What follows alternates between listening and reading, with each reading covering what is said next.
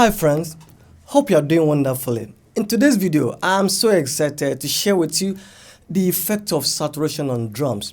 One of the group that I am and where we share knowledge, we impart people, someone just asked about the effect of saturation on drums, and they admin threw the question to me that I should answer, and I answered the question.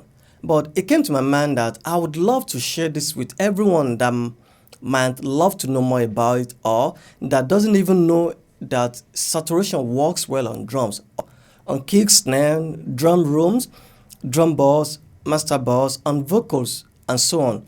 I'm going to share with you, I'm going to demonstrate with you, and with the types of saturation that I'm having Cakewalk by BandLab. I'll play the drums to you, so you listen to the drums without any processing. Then we'll move on with what I want to show to you. And one more thing, what I did is, apart from the EQ plugin, so on the channel strip EQ that I used, I have already turned off the compressors, and I'm not using the additional compressor like I used to in my normal mix. So I want us to feel and seal the effect of saturation in the mix in the drum boss generally. So let's listen to this one, then I'll come back to it.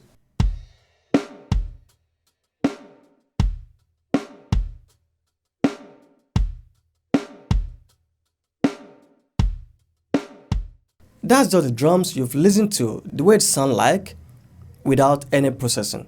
But before we move on, if you're new to this channel, I want to implore you to subscribe and press the notification button so you'll be the first person to know whenever I upload any new video.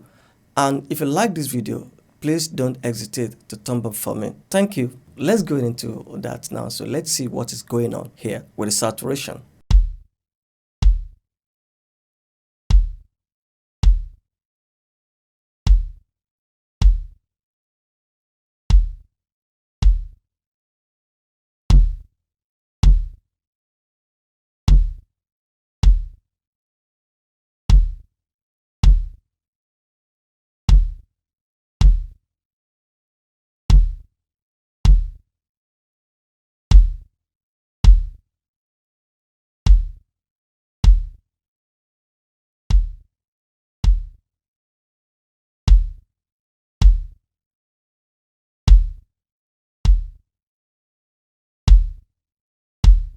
What I'm trying to do is driving up the saturation gain. You could hear the kind of clipping, distortion, and the kind of compression, the bunch of signal going on from the kick. You couldn't hear that the kick is louder. No, this is one of the attributes of the saturation. It's not about the loudness. Unlike the compressor that everything will compress, then you gain up everything to boost up what you have compressed. But it rather gives cake more body, more fatness, and brings out the details in the cake. When you see that I was trying to adjust the switch from the natural to keep high, the keep low, the keep high, concentrate on the details of the high frequency, does more of saturation or distortion on that, and the natural work on the both frequency spectrum.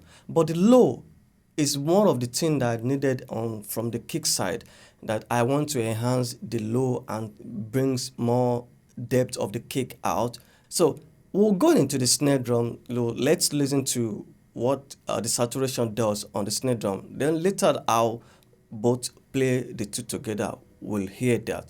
So we'll understand what's going on more and the effect of saturation on drums.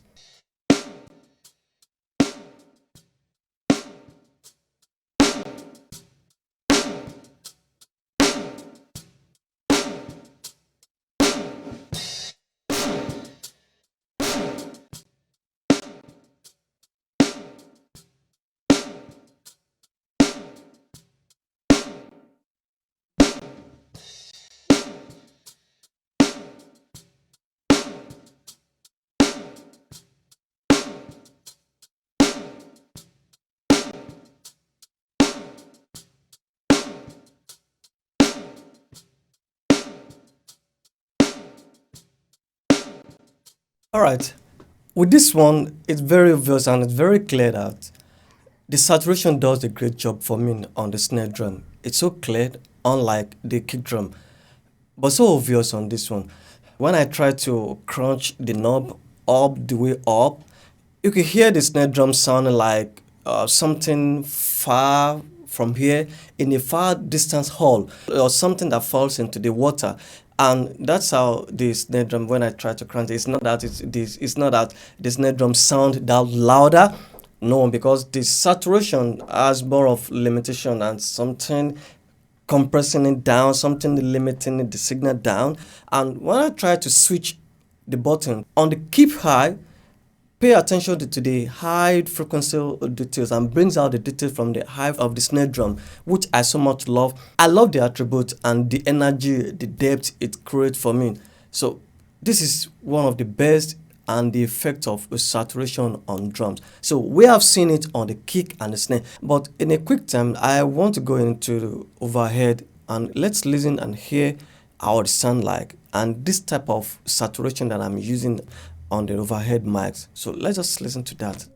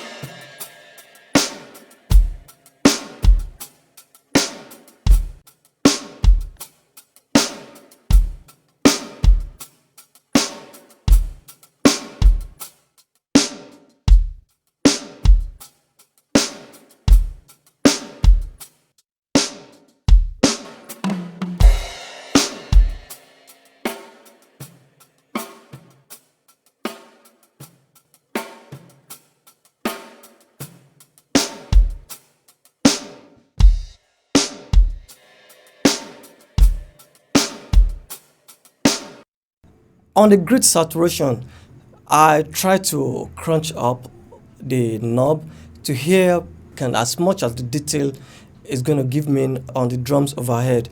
I love what it's giving me because when I try to crunch it up, it brings out the details. It brings out the body of the overhead drums, the low end, it's not rumble, it's not crumbling, and the mid, the low end is fat, robust, and warm, saturated. For me, I love it. Compared to Softube saturation on these drums overhead. While I was trying to switch to keep high, the natural one, and the low one, I really don't get the best out of it. Though it's nice and add depth to it, but I really don't enjoy what it's giving me on that. So that really means it doesn't work well for that, what I'm using it for. So that's why I'm settling with the grid saturation. I love it while I was trying to mix it with the rest of the kit. It's so lovely on that. Let's just keep the conversation continuing by dropping your comment, your experience, what's your knowledge, any question about it, just drop the question below. This is where I'm going to say goodbye.